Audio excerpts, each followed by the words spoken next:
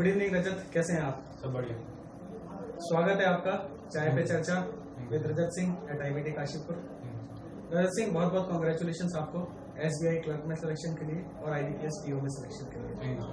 जैसे आप हमारे स्टूडेंट्स हैं तो मैंने सोचा कि क्यों ना आपकी कुछ बात, आपकी स्ट्रेटेजी और आपने जो ऑब्जर्व किया है वो स्टूडेंट्स तक पहुंचाया जाए और जो लोग तैयारी कर रहे हैं उन तक ये बात को पहुंचाया जाए। तो पहले मेरा बेसिक्स जब मैंने स्टार्ट किया था तो मुझे लगा कि बेसिक्स मुझे स्ट्रॉन्ग करना चाहिए, तो फिर पहले मैंने खुद प्रिपरेशन की। देन फिर मैंने आईबीटी ज्वाइन किया। यहाँ पे टीचर्स ने काफ़ी मुझे 6-7 महीने तक मैंने कोचिंग ली। यहाँ पे टीचर ने मुझे काफ़ी। कितने मंथ्स हो गए आपको आईबीटी में? Sir 8 to 9 months. तो मैंने मार्च में ज्वाइन किया। तो 8 to 9 मंथ्स क्या एक स्टूडेंट को डेडिकेटेडली चाहिए? यस, किसी भी स्टूडेंट को 8 to 9 mean 6 months of coaching at least चाहिए बैंक पीओ के लिए, ताकि वो अपने सारे बेसिक्स क्लियर कर सके, जितने भी ये मॉड्यूल्स हैं वो कर सके।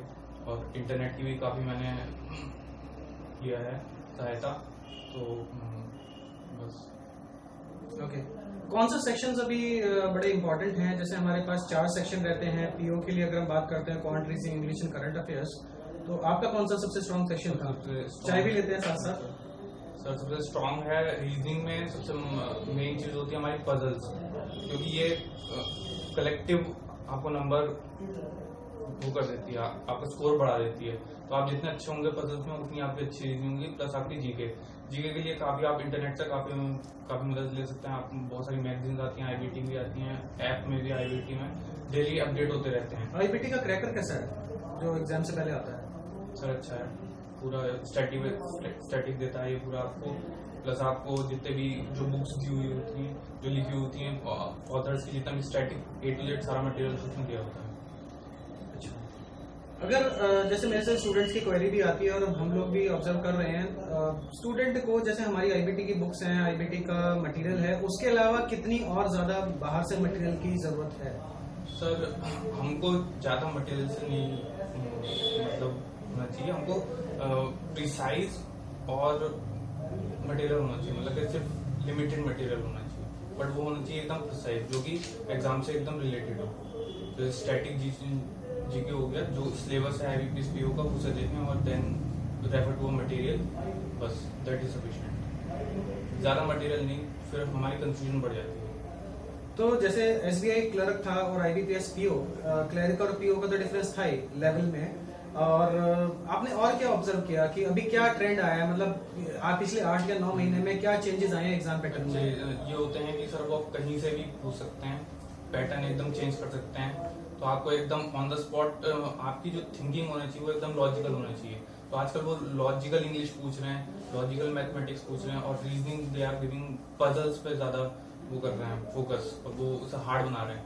और मशीन जितने भी इजी पार्ट थे, जैसे हो गया इनइक्वालिटी हो गया, मशीन्स हो गई, और सेल्फिज्म को भी एकदम मॉडिफाई एकदम कर रहे हैं, तो वो लेवल डिफिकल्ट। क्वांट में कौन से सेक्शंस पे फोकस करने की जरूरत है? क्वांट में एक तो ग्राफ्स हमको अच्छे से आना चाहिए हमारी, प्लस अर्थमेटिक अच्छे होना चाहिए।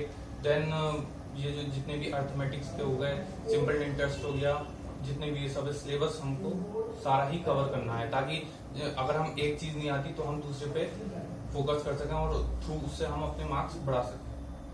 ज्यादा स्टूडेंट्स का मैं एक देखता हूँ कि कुछ लोग कट ऑफ्स इंग्लिश में रह जाती है, या ज्यादातर मैं देखता हूँ इंग्लिश में। तो इंग्लिश के लिए आपकी क्या राय है? स्टूडेंट्स का इंग्लिश पे क्या आ रहा है, क्या फोकस है? इंग्लिश के लिए हमें पेपर पढ़ना चाहिए, हिंदू हो गया, इंडियन एक्सप्रेस हो गया, प्लस बुक्स आती हैं मार्केट में बीएससी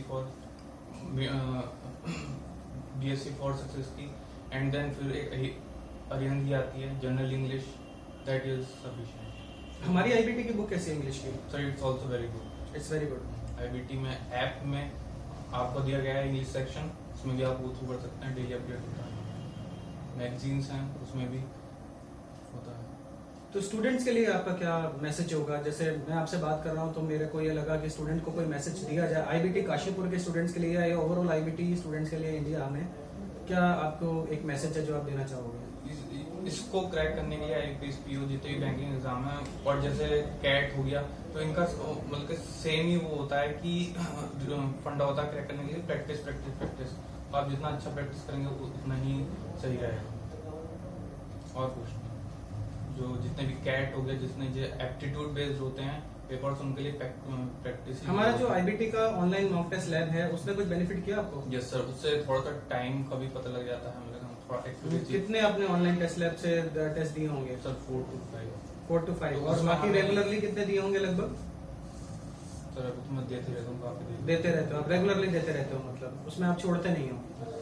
और जो हमारे सैटरडेज को टेस्ट होते हैं वो कितना जरूरी है देना?